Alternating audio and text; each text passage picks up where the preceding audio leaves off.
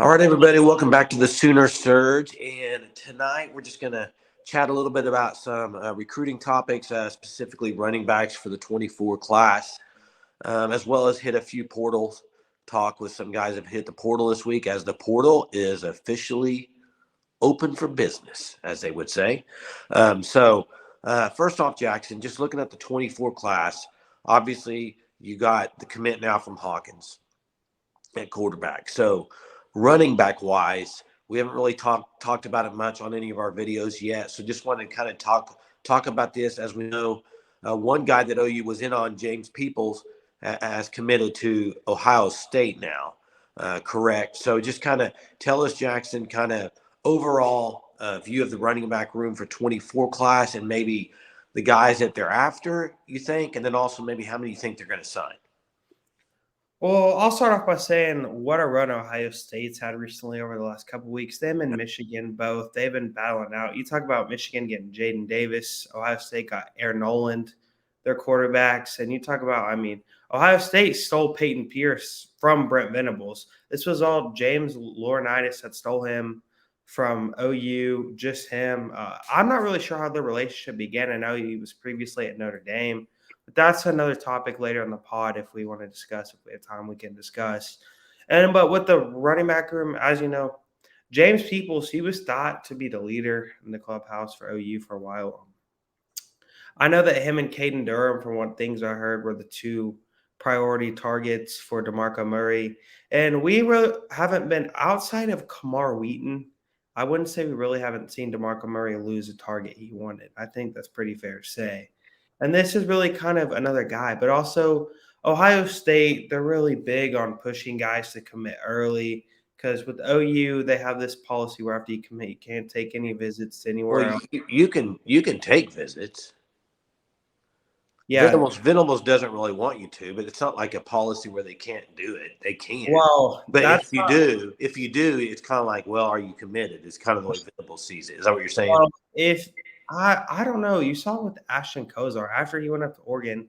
From what it sounded like, OU just took away his offer. Like they're like, okay, you're committed, but you don't have a committable offer anymore to us.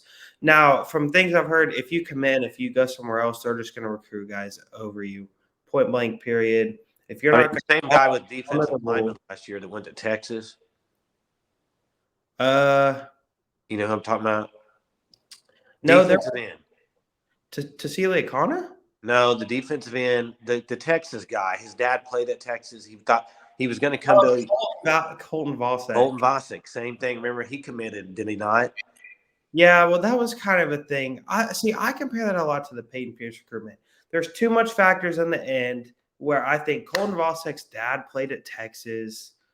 He always dreamed of being a Longhorn. It was even incredible that Miguel Chavis was able to get that kid because you saw what Miguel Chavis did. He put on an absolute tear on the recruiting trail, landing a guy like PJ Adebore. But going back to the running back room, OU's in Grace Sandin with Caden Durham. Them and LSU, that's what it seems to be down to. We saw LSU and OU both have given him track offers as well. What does he run? Do you know what he runs? I think it's 10.42 is his 100 meter, which is blazing. Yeah. How does that compare to like Hollywood Smothers for this last recruiting? I don't think Dalen Smothers is much of a track guy that I know of. He's a speedster though. You talking about maybe a guy like Gentry Williams? If we looked up his speed comparison, I would say that he's a little bit faster. Sawchuck, maybe. Yeah, but I would say Caden Durham has a lot of football speed because he's only like 5'9", 5'10". But if you get him in the open field, it's just like Sawchuck. They have elite football speed. You're not going to stop him in the open field. So you think it's between OU and LSU, maybe? I think it's coming out of those two. And I believe Caden Durham was actually originally from Moore. His parents both graduated from OU, I believe. So you talk about you talk about a kid that grew up an OU fan, always wanted to play for OU. He wears number 29 or 28 for DeMarco Murray. I don't know which one exactly, but that's why he wears that number. Was because on the Cowboys, he grew up loving DeMarco Murray.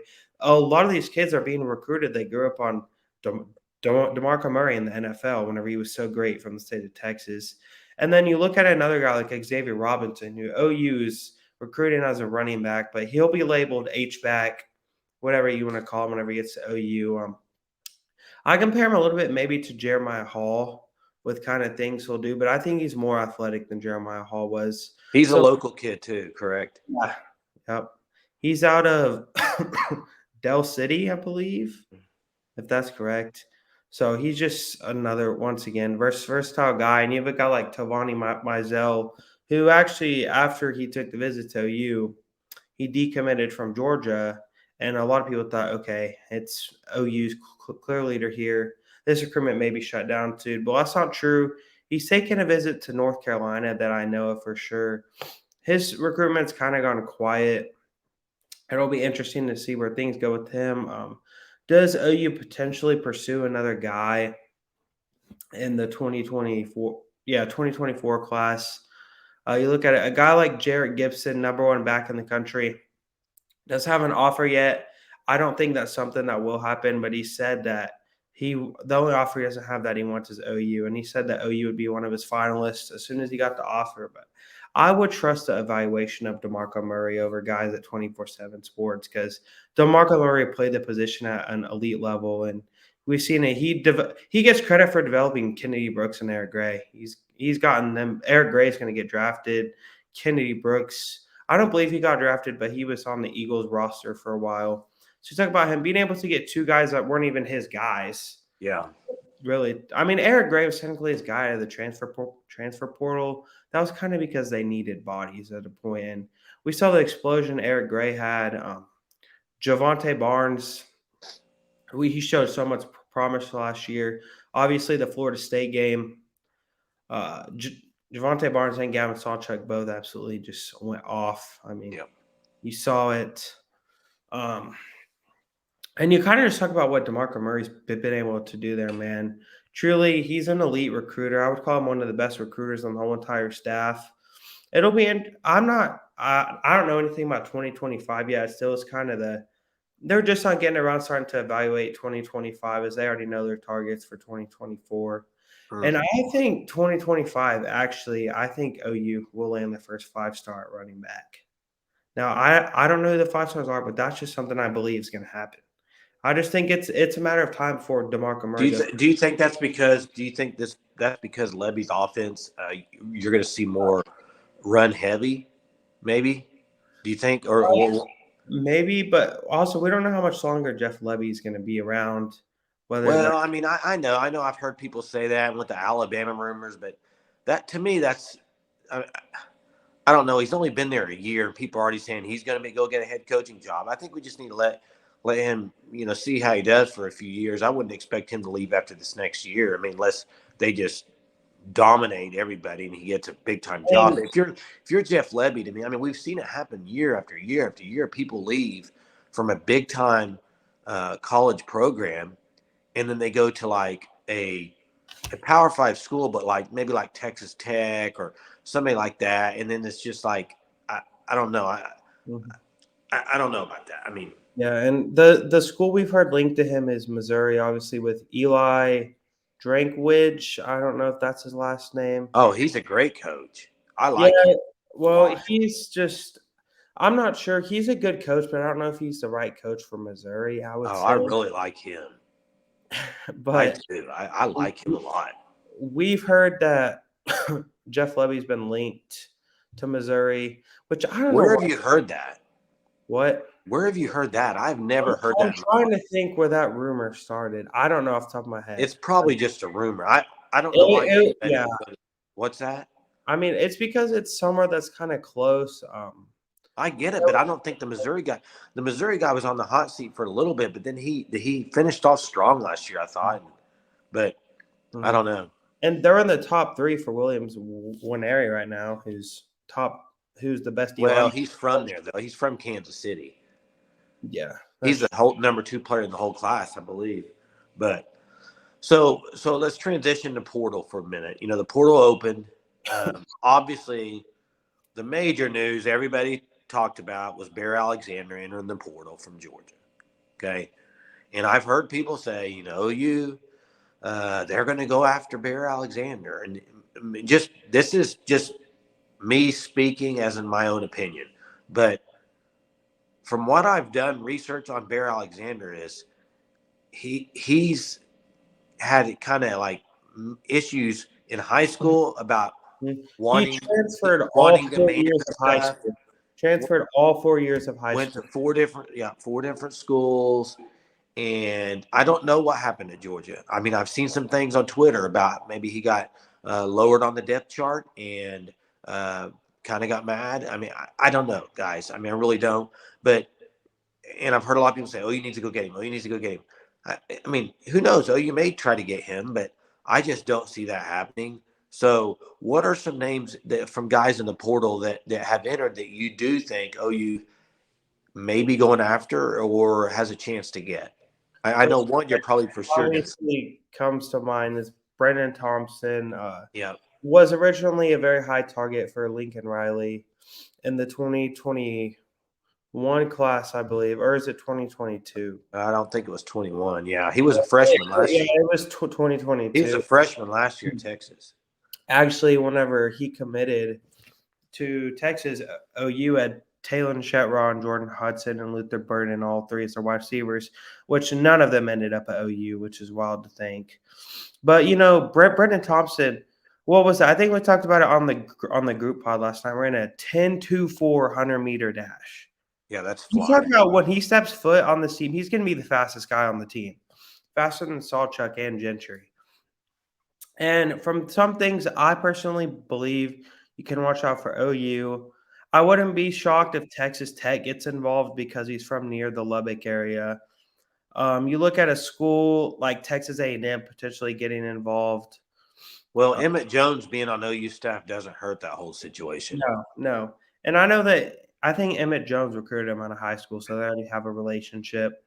Talk about just a dude that's pure speed that Jeff Lebby could have fun with in his offense. Get him the ball in space. No one's going to be able to catch him. Yeah. Any other names out there you think? I'm going to go back to Bear Alexander for a second. Don't tell me you think they're getting. I don't think he's going to end up a Sooner. But I wouldn't. I think it's a fair statement to say I wouldn't be shocked if OU potentially makes a push here for him. You would think they're going to at least try because if you land a guy like that in the interior of your defensive line, you talk about it. I mean, you talk about him as the instant starter there, then the number one guy, and it's not even close. Yeah, I mean, did he not have 3 sacks in the national title game last year? I mean, it was 2, I think. 2. I mean, the guy. Yeah, I mean, he's a baller. I mean, he's that guy up the middle. I mean, he is. I think the whole timing of it's very weird. I know. I don't know the reason. I don't really care to get involved to find out why, to be honest. But yeah, the portal's open, so we're going to see a lot more names. Obviously, we saw Corey Robertson from OU enter the portal tonight. I think that's the first defect to leave since the spring, correct? Yes, and I would maybe watch out for a couple more guys to enter for the portal. I'm not sure who I can say right now. Maybe a guy like Shane Witter, just because maybe he gets buried on the linebacker depth chart. And then you have a guy like maybe Jaden Davis. He's a name to watch because we've just heard so much about the young corners. And we've seen it year after year with Jaden Davis. He just seems to always start off strong and he never stays on the field. So maybe that's just due to him not really – he's only been a successful practice player at OU, it's fair to say. On the offensive side of the ball, I don't know. We obviously saw the rumor on Twitter of Andrew Rame and the scuffle between the coaches. We can't speak much on that because we don't even know if it's true or not. But yeah, and I don't really like to speculate on anybody entering the portal just because I'm not there, and I would maybe there are going to be probably guys because that's what happens in the spring. I mean, you kind of see where you're at, and if you're wanting to make that move, now's the time to do it before the summer hits. So there's no question there probably will be a couple guys. I would guess because I think most schools in college football will have guys hit the portal this time of year. I just think that's kind of a normal thing these days in college football. But I cannot speculate on anybody I would think would. And the real question is now that it's technically open, the transfer portal, there a couple more like kind of maybe big time splash hire or splash players that enter the portal, maybe from some lower level Power Five schools. Like we've seen it, some of Colorado's best players from last year and enter the portal to leave. Yeah, and that's typical. First year head coach, kind of waited out to see where you are, and the spring ball hits. Now it's like, okay, I think it's time. And we could do a whole entire segment on Colorado and Deion Sanders, and I could give a lot of thoughts on that. But yeah, I mean, I think we've talked about most of it. I think it'll, over the next few weeks, we've said it on the last episode, I do expect recruiting to amp up at the spring game. After that, that's whenever I would expect to see another commit. A little bit after the spring game, I think that's fair to say. Uh-huh. Now, I don't Yeah, know. and there will be a good amount of visitors at the spring game, I would imagine. So Yeah, they had the list hasn't came out. It will come out. Guys will start tweeting out this week on social media. They haven't even released the teams for the spring game yet, which I do expect to be done by tomorrow or Tuesday. yeah, I kind of think that too tomorrow. So But yeah, it's just definitely an exciting time for recruiting. We saw last year after the spring game was whenever OU made all this noise. They were in like the 70s, and by the end of July, they were like number 5. So yeah, they made a big jump last year that time. Yeah, for sure. it's for sure getting close to that Brent Venables time. Whenever summer hits, he turns them over to Schmitty, and they focus on the recruiting trail. That's how it goes. But yeah, I think that's all we have for tonight. Once again, if you're a Sooner fan, we really would like you to interact with us about recruiting. If you guys have any questions for us, maybe on the next episode we could answer them. If you go have it, subscribe to our YouTube, and once again, we love your interaction in the comments. We've seen it quite a bit from people recently. We just released a group pod earlier. I want to say yesterday, whenever Today it went out. yeah, today, whenever we're recording this, whenever it'll be up, probably yesterday. But I mean, yeah, just go check that out. Please interact. We talked about it all. We talked about even some basketball recruiting. And I know a lot of student fans are interested in that right now. And if Porter Moser can turn the program around, Hey, go. the big question, is he going to be Porter Moser or is he going to be Portal Moser? Yeah, that's true. And so far, we can't really say he's been Portal Moser in the past because they haven't got the guys to get them to the next level. So we'll see. We've seen a lot of the guys leave this year, and they're starting to sign at other schools. We saw Cortez today sign with Wichita State or commit. Obviously, C.J. Nolan there at St. Louis, Bamasil, VCU, I believe. I think Schroeder, George Washington. I think I'm missing one more. But who all have you said? I said Schroeder, Bamasil, Nolan and Cortez. I don't think Groves has committed. Jacob Groves and Jalen Hill both haven't committed. Yeah, so we'll see if he can get some guys. So that we'll see if he's Porter Moser or Portal Moser after this week because he does have visits coming in. So, but man, yeah, like Jackson said, thanks for listening. Please hit the subscribe button. Try to keep you up with some great daily, weekly content for all things OU. So, once again, guys, thanks for listening. You all have a great night. Boomer. Boomer.